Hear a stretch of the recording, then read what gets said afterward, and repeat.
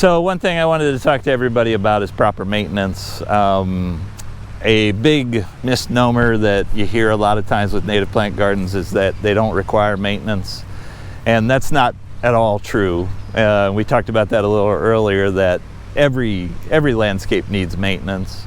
And in Northern Virginia, the main problem that we have is invasive species.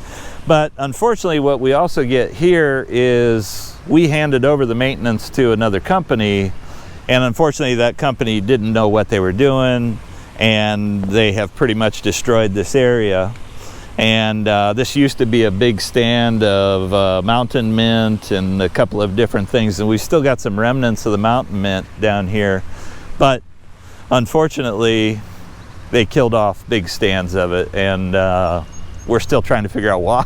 But you just had the wrong people. You know, a native plant garden like this almost requires a degree in horticulture to take care of, or a lot of training and a lot of time. And so luckily we've gotten this project back under our care, but unfortunately they still don't have sufficient budget for us to really make this better.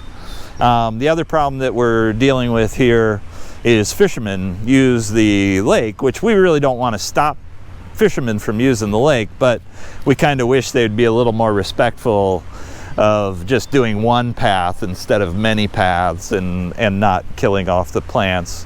When they first started coming in and fishing, we didn't object and we didn't say anything to anybody, but now they're going to put up signs that kind of talk about staying to a certain path and whatnot.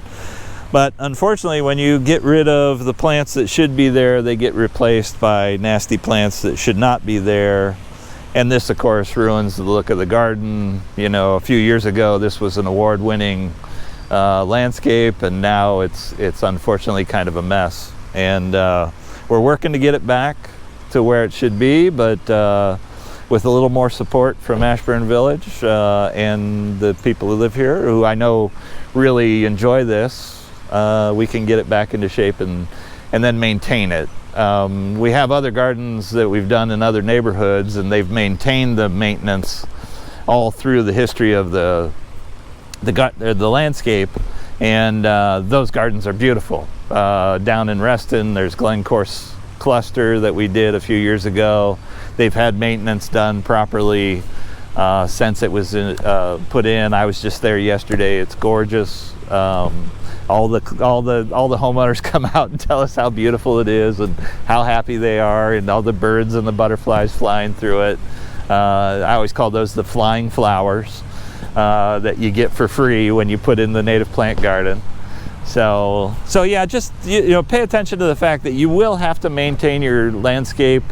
If you can talk to your local landscapers about eliminating invasive species from their palette, that'd be a great thing. If you're in a community, developing a list of plants that you don't want in the community helps. Reston has that. Loudon needs to work on that a little bit more.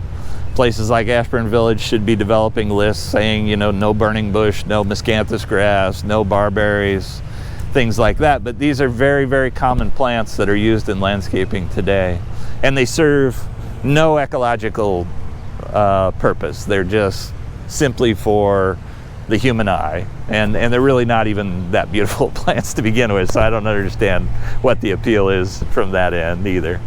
So there you go. So again, what we're looking at here is the wrong company came in, didn't know what they were doing, trimmed everything back to the ground. This was, you see we've got one last Monarda left, but this was a whole stand of Monarda didyma. This is bee balm is the common name. And we're gonna go look at another garden where we've got a cousin of this guy called bergamot, but unfortunately you can see here we've got the remnants of some prairie drop seed that we put in, Spirabolus heteropsis, and you can see the ones on the corner were weed whacked to death, and this little guy, there's nothing left of him. And unfortunately, this is just hiring the wrong company to take care of your landscape. And again, nothing against the company that did it. They didn't know what they were doing, and they were just trying to get some work. But unfortunately, the good folks of Ashburn Village suffered a little bit because of, you know, we've got to rebuild this now, and that's going to cost some money and cost some time. And the point is, train the landscapers. Well, make sure you have the right landscapers. Yeah.